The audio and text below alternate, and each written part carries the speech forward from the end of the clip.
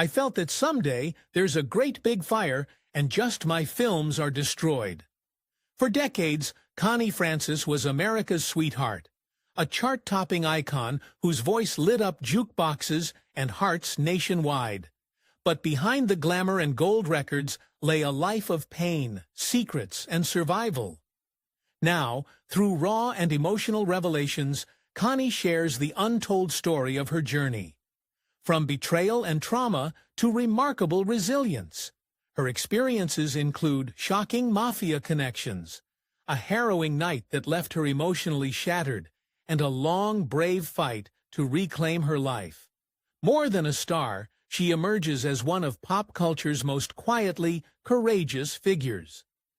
Join us as we uncover the truth the music industry kept hidden and honor the strength behind the unforgettable voice that defined a generation. While she was once known as America's sweetheart with a golden voice that powered hits like Who's Sorry Now and Lipstick on Your Collar, her story is one that includes a terrifying incident that almost destroyed her career, connections to the Mafia, and a shocking betrayal that led to a strange adoption. These are but a few of the wild curves her path took before she even settled into politics. And yet, every story began from somewhere. And so we'll go back to the very start when baby Connie had just come into the world, bright-eyed and ready to write her tale. The start of an extraordinary tale, an exceptional talent nurtured early on. Connie Francis started out life simple as Concetta Rosa Maria Franconero, a girl born into a working-class Italian-American family with an extraordinary voice and a father who believed in her talent with an unmatched intensity.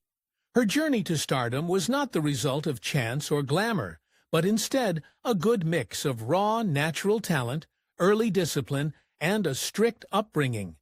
She was born on the 12th of December 1938 in Newark, New Jersey, to George and Ida Franconero. Her parents were second-generation Italian-Americans. Her father, George, worked as a roofing contractor and was known for his strict demeanor. While he looked strict and gruff on the outside, he was filled with passion and love for his daughter within.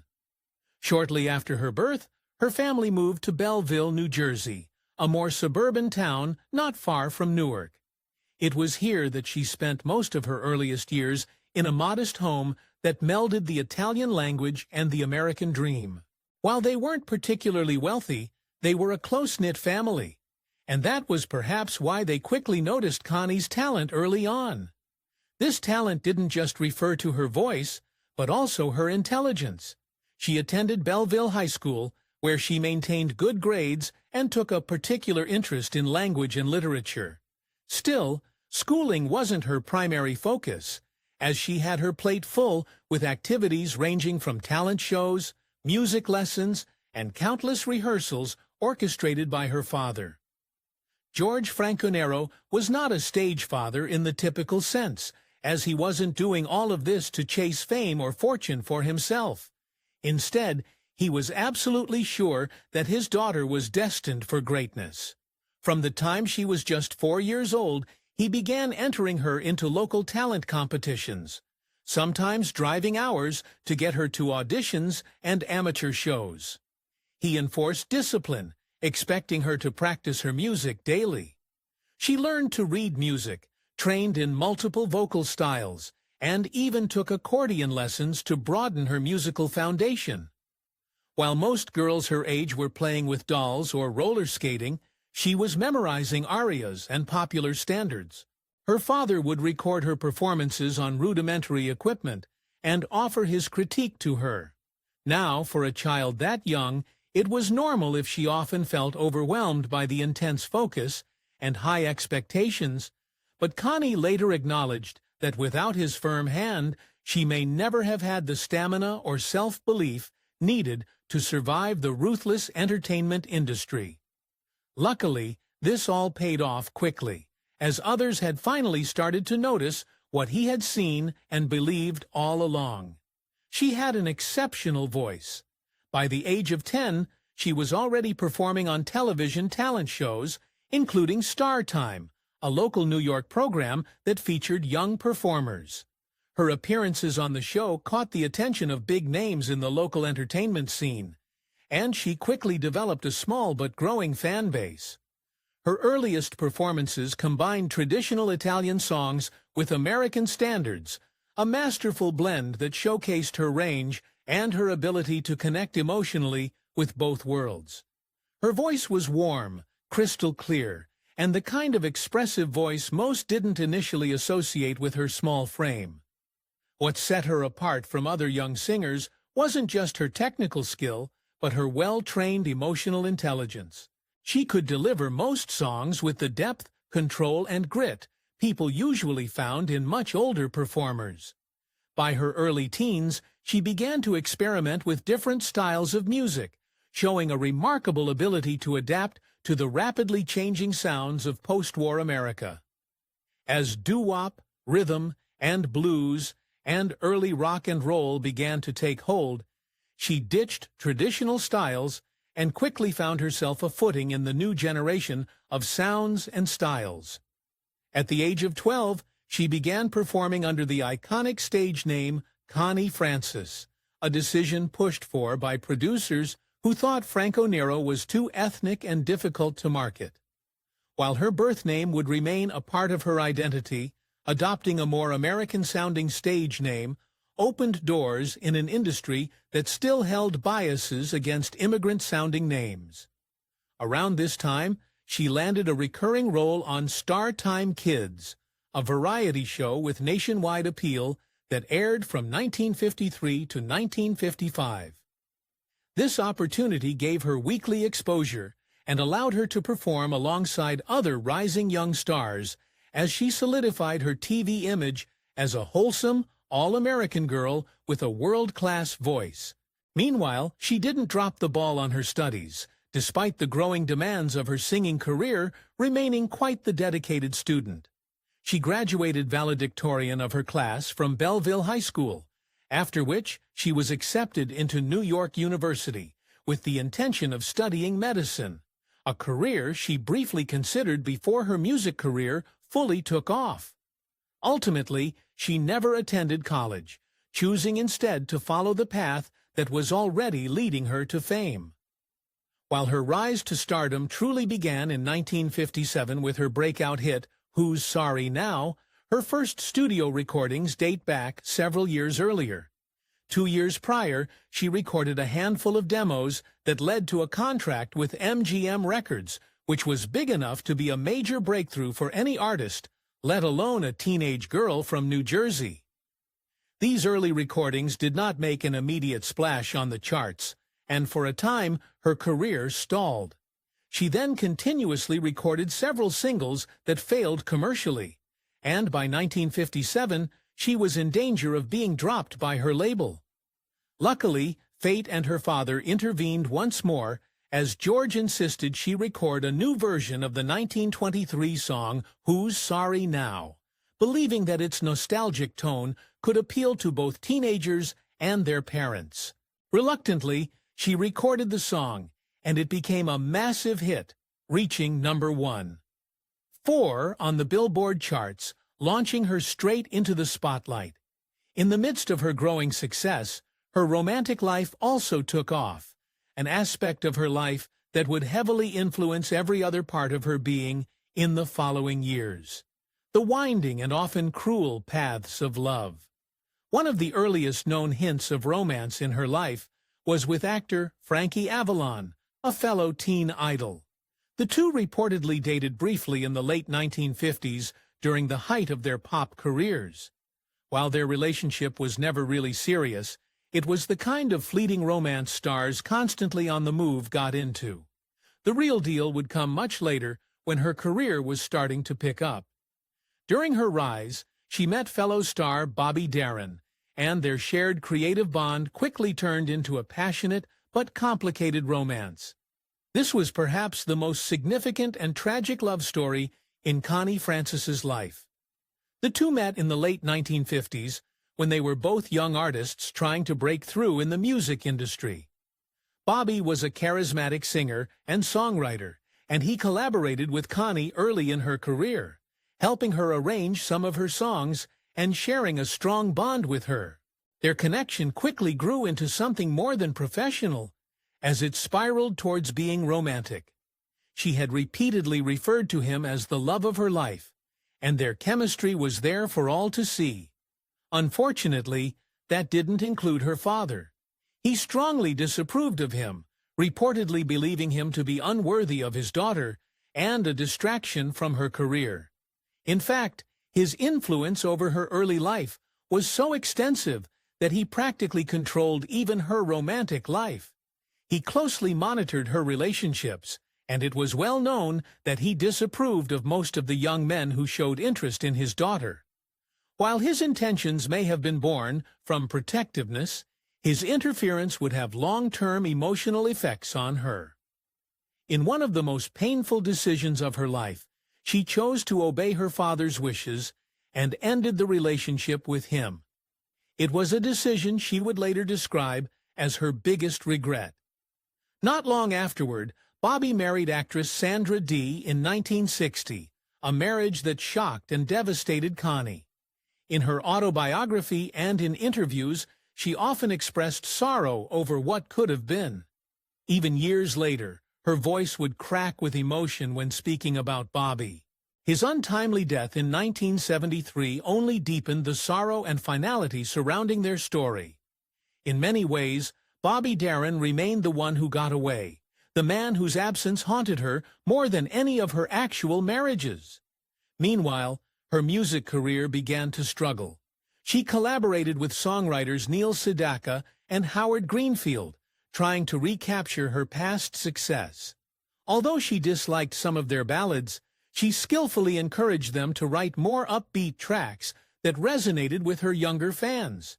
Her determination paid off when she heard Stupid Cupid, a song she instantly knew would be a hit. She was right. The song topped the charts and revived her career. With renewed fame, she ventured into acting. In 1960, producers of Where the Boys Are wanted her song for the film, but she went a step further and starred in the movie. Set during spring break in a rowdy beach town, the film showcased her range and energy, proving she was more than just a singer. Then came her first marriage, but compared to her first true love, this was something that could only be described as a political misfire. It was a short-lived union with Dick Canellis, a press agent and former U.S. Marines officer in 1964. The two had met only a few months earlier, and the marriage seemed hasty, even by Hollywood standards. Her fans were shocked, and friends expressed concern that she barely knew him. The marriage lasted only a few months and was annulled in less than a year. The whirlwind romance had quickly turned sour, with reports of incompatibility and personal differences. Connie later admitted that the decision had been impulsive and that she hadn't been emotionally prepared for marriage. At this stage, she was still in the prime of her career, and her hectic schedule, combined with lingering emotional wounds from her breakup with Bobby, made it difficult for her to forge stable romantic relationships. In 1971, she married Izzy Marion, a hair salon owner. Unlike her previous marriage, this one was less publicized, but even more emotionally complex. In later years, she described it as a marriage of convenience. She admitted that she did not love him, but had hoped the marriage might offer her the domestic peace and stability that she had long sought. Unfortunately, this marriage also unraveled quickly. The couple divorced the following year, and she described the experience as deeply disillusioning. By the early 70s, she was struggling with both depression and the trauma of an earlier assault that would leave permanent scars on her psyche. In 1973, she married Joseph Garzilli, a restaurateur and businessman. This marriage was arguably the most heartfelt and serious of her unions. Unlike her past relationships, this one offered a period of peace and lasted longer. But the year they got married would be the last time she knew true stability. Everything changed on the 8th of November, 1974. While performing in Westbury, New York, she was attacked in her hotel room, an event that left her emotionally and physically broken. Though she attempted to return to music, the trauma deeply affected her and marked the start of a long, painful path toward recovery. That night, at the Howard Johnson Motor Lodge on Long Island, a masked man broke into her room. What began as a robbery quickly became something much worse. She was taken forcefully, bound, and left in terror. The violation robbed her not only of her sense of safety, but also of her joy, her voice, and nearly her life. In later interviews, she shared chilling details. She remembered trying to reason with her attacker, speaking to him not as a monster, but as a troubled man, even revealing her fame in a desperate attempt to save herself. She hoped that the fear of hurting a high-profile figure would stop him from going further. That split-second decision may have spared her life, but it did nothing to protect her from the emotional scars that followed. The aftermath was brutal. Once a vibrant performer, she sank into a deep depression. She filed a lawsuit against the hotel for negligence and won. Yet her attacker was never brought to justice. Even worse, those closest to her let her down. Her father, who was once the manager of her entire career, dismissed her as damaged goods. However, in the midst of this emotional wreckage, an unexpected moment of joy occurred. Ironically, it was on the same night she was attacked in her hotel room. She had been going through fan mail, seeking comfort, when one letter from a desperate mother caught her attention. The mother had offered her own baby, convinced that Connie could give the child a better life. Stunned and moved, she tried to call her husband. When he didn't answer, she woke her lawyer in the middle of the night with the words, "I have a baby." At the time, he found her statement strange and truly thought she might have lost her mind. Unfortunately, in the chaos of the attack, her fur coat, which held the letter and baby photos, was stolen. She forgot all about the child until months later, baby Joey arrived on her doorstep, wrapped in a red bow. She later confessed, "I always dreamed of having a baby, but I couldn't even take care of myself." Still struggling with trauma, she hired help and found it hard to bond with the boy. 6 months later, she officially adopted him with her husband, proof that even through brokenness, love can endure. For a time, it seemed Connie had finally found a semblance of the family life she had always wanted. Still, cracks began to appear in the marriage as she struggled with bipolar disorder, the long-term effects of trauma, and recurring health problems. Joseph's efforts to manage her medical needs were tireless, but the emotional strain eventually became too much. They divorced in 1981, after nearly 8 years of marriage. Despite their separation, she would later acknowledge his role in helping her through her most difficult years. Her husband tried to remain by her side, but as her condition didn't improve over time, he was left with no choice but to move on. "I don't blame him," she later admitted. "I wasn't the same anymore. How long can someone sit by and watch you suffer before they walk away?" The event transformed her life. A woman who once shined on stage was now afraid to leave home. She spent days confined to bed, consumed by guilt and shame, emotions that were only made worse by her strict Catholic origins. She once said, "Italian families don't discuss trauma. We bury it." Her marriage collapsed, her career halted, her spirit fractured. Joseph still tried his best to provide support during some of the darkest periods of Connie's life, including her legal battles and her mental health crises. In 1985, Connie married TV producer Bob Parkinson, her fourth and final husband. By then, she had made several comeback attempts, and while she was no longer topping the charts, her legacy as a pop icon remained intact. The marriage, however, was brief and ill-fated. Details about their relationship remain relatively sparse, but she has described it in her memoirs as another mistake. The marriage ended in divorce just months later, and by that time, Connie had largely given up on the idea of finding lasting romantic companionship through traditional means. Throughout her life, Connie had numerous high-profile relationships outside of marriage, but none would ever lead her back to the altar. Among those rumored to have dated her at various times were singer Neil Sedaka, comedian Don Rickles, and even Elvis Presley, though the relationship with Elvis is widely believed to have been more of flirting than a full romance. Neil Sedaka reportedly had a crush on her and even wrote songs inspired by her, but nothing serious ever developed. She herself once joked that she had more engagement rings than wedding anniversaries. This was a nod to her pattern of broken relationships and romantic misfires. It's hard to fully understand Connie Francis' love life without understanding her emotional vulnerability. She was a woman of great passion and deep emotion, but also one who battled lifelong issues with depression, PTSD, and bipolar disorder. These struggles, which she bravely discussed in her memoirs and interviews, often made any intimacy difficult and relationships fragile. The incident at the New York motel in particular had profound effects on her ability to trust.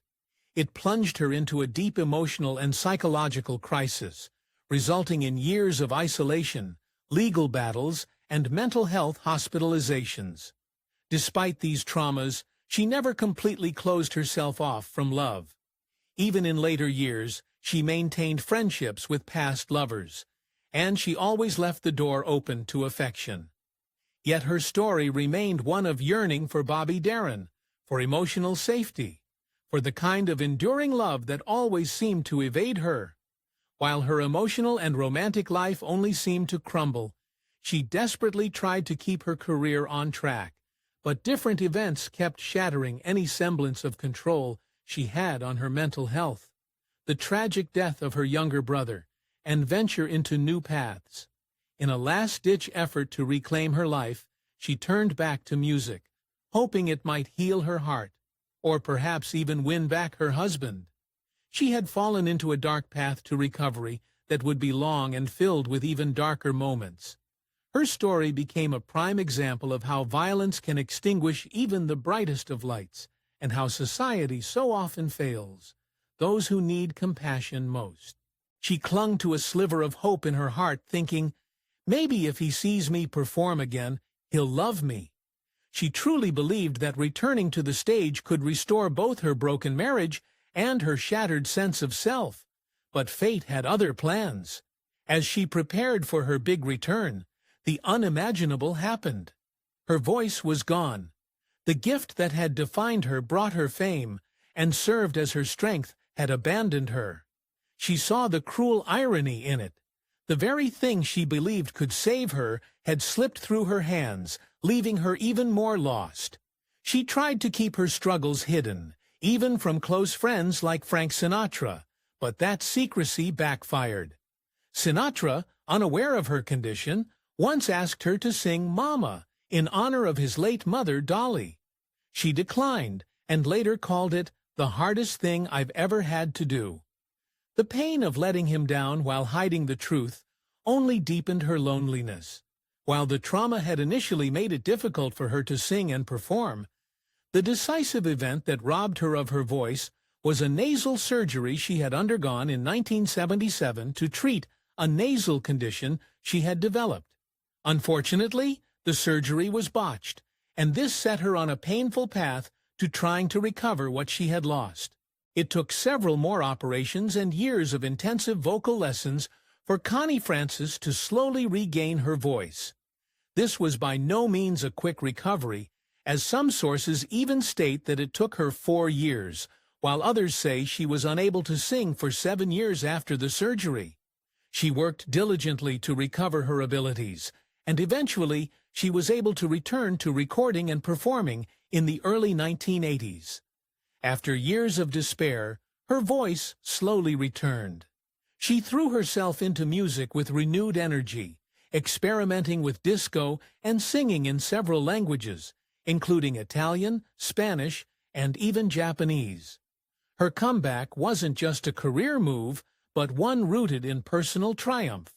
She performed on the 30th anniversary special of American Bandstand in the very city where she had once been attacked. It was a defiant act and proof that she could still rise even from the shadows of the trauma. Sadly, Trauma doesn't always stay buried. In the 1980s, new demons emerged, and this time they brought with them a depression so strong she had to undergo electroshock therapy in 1984. Drowning in grief, she attempted self-harm and fell into a coma. Miraculously, her story wasn't about to end, and she survived. The incident forced her to finally face the trauma she'd kept buried for so long. There were the mob connections in her life that she couldn't fully escape. Once, those ties had protected people like Don Rickles from violence, but they eventually brought tragedy into her life. Though she had used her connections to help others, she couldn't avoid the darker consequences. As her fame grew, so did the looming danger of her family's Mafia ties. Her brother George lived a perilous double life. He was linked to the mob while secretly acting as an informant. This was a risky kind of life, and they all knew it. Eventually, the scales tipped. One day, her father called with a tremor in his voice. "Your brother's been shot." She was shocked and terrified, perhaps even more so than when she was attacked in the hotel.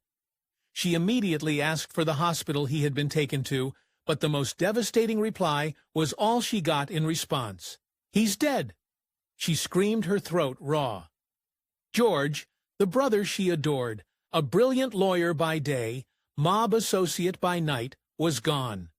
The investigation that followed confirmed her fears. His double life had cost him everything.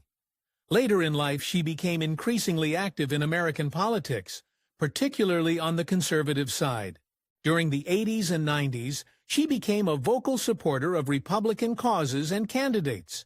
Her advocacy was shaped by her personal pain, particularly that linked to her brother's death and her own assault, which led her to champion victims' rights, law enforcement, and tougher criminal justice policies. She became a familiar face at Republican conventions, performing at rallies and fundraising events. One of her most notable political moments came when she testified before Congress in support of victims' rights legislation, sharing her own story in emotional detail. Her stance aligned with the tough-on-crime message of the era. Beyond that, she was an outspoken anti-communist and a strong supporter of national defense, values that reflected her upbringing during the Cold War. She also criticized what she saw as declining morals in entertainment, lamenting the loss of the golden age of American culture. Her political activism wasn't without backlash. Some accused her of oversimplifying issues or rejected her conservative stance.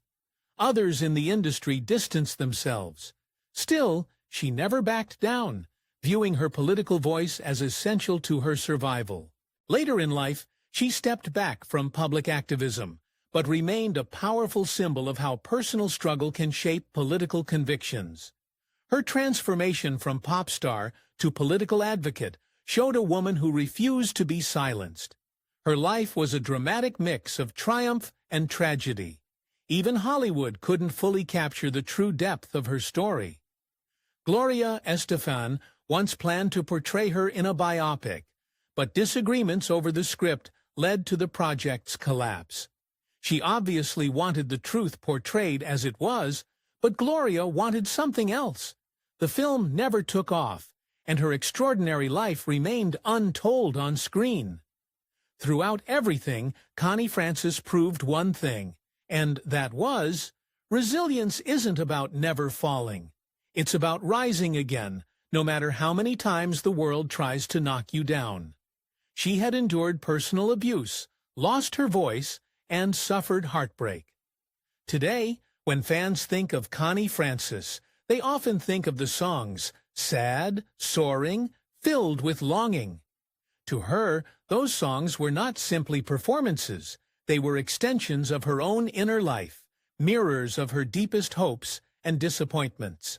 Interestingly, 63 years after its release, her song Pretty Little Baby went viral on TikTok, making its debut on Spotify's daily top songs charts, both in the USA and globally, and potentially making its way onto the Billboard Hot 100. Her career and love life were filled with both beauty and pain. In her own words, Connie once said, "I spent my whole life singing about love, but I was always chasing it, never holding on to it." Her story is one she has not shied away from telling, in hopes of helping others through dark times, and is certainly not just a tale of trauma, but a portrait of resilience. She may not have found a lifelong partner, but she gave the world something equally lasting, a voice that made others feel understood in their own heartbreak, and a legacy built not on perfection, but on honesty. What do you think of Connie Francis' life battles? Let us know in the comments below. Thanks for watching. To enjoy more exciting videos, click play on the video on your screen. And don't forget to like, subscribe, and hit the bell so you get notified when a new video drops.